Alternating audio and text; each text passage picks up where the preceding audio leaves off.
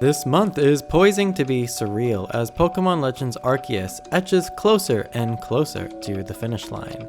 We can already expect a barrage of new trailers and info to come officially from the Pokemon Company, but we don't have to wait.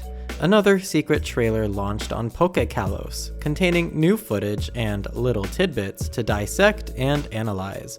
Speaking of analyze, for the uninitiated, my name is johtojonny, and I'm a gaming analyst here on YouTube. My main work currently lies in Pokemon Legends Arceus, so get ready for small details no other YouTuber cares to point out. Let's not waste time. Watch the latest trailer here for yourself, and then I'll explain the small stuff you missed afterwards. Enjoy!「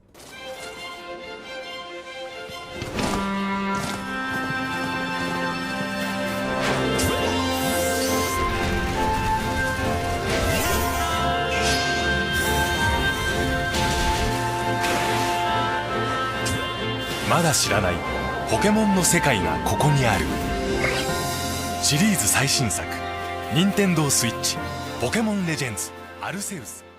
Let's start by analyzing the first scene. We've seen these flower fields plenty of times in trailers so far, usually riddled with Bidoof and Wurmple. However, now it's confirmed that Eevee roams the wild here. Getting evolutions will be quite easy then, though Eevee might be a rare find since this is our first time seeing her in the fields. You'll also notice the deep use of shadows as a regular occurrence on the Pokemon models. Keep this in mind when viewing all the others, but looking at Eevee, I love just how deep and dark the shadows beneath her ears and under her tail are. This really makes the Pokemon model pop nicely in the open area.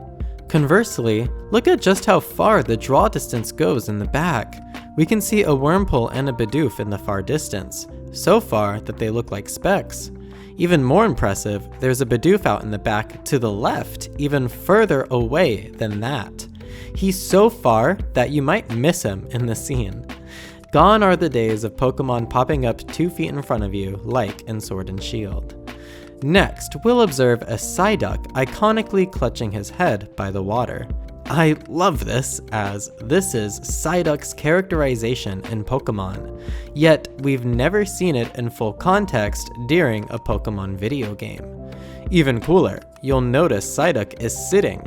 We already knew that wild Pokemon, and our own when we take them out, can sit. But it's a nice detail that Psyduck is sitting and clutching his head because he has chronic headaches that render him immobile. The effect wouldn't be quite the same if he were walking around while doing so. If you look in the background, it looks like there might be another Psyduck. This one is chilling in the water to cool itself off. Either that or this is an item for us to pick up. I'm actually not sure. It's just kind of all yellow, and it's impossible to tell if that's because of the lighting plus the draw distance, or if it actually is just a yellow item. We'll find out in less than a month. Next, we catch a scene of Piplup. When it comes to Piplup itself, there's not much to say other than pointing out the new model and improved shadow and lighting effects. The walking animation is the same as usual as well. But in the background, we can see some Pokemon in the water. Now, at first, I thought these were Kabuto, until I realized how long the bodies were underneath the surface.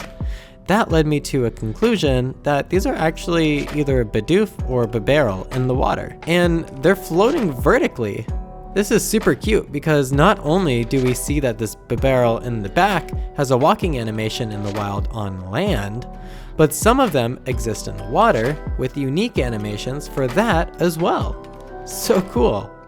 Next, we see a Spiel happily bouncing in place as we run past it. I actually can't tell if this is a new animation or not. Regardless, this is just another example of the improved Pokemon models, as we see that Spiel actually has a real mouth now.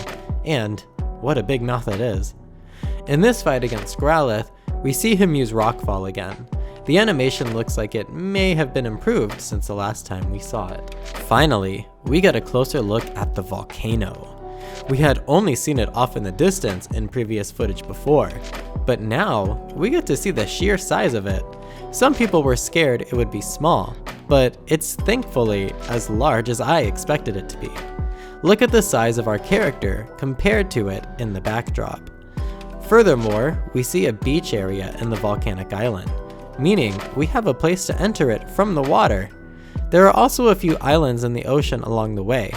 The beach side faces the mainland, so we should be able to scout and reach this island whenever we get the ability to ride on water. The real question is though, do we need some sort of heat durability to traverse it? Or is that something left out entirely in Pokemon Legends? Once again, we will find out in less than a month. But what was your favorite part about the new trailer? Did you notice anything I didn't? Let me know down in the comments and we'll keep the conversation going. I hope to see you all stick around the channel for more analysis videos in the future. But until then, I have been johtojonny. Peace out.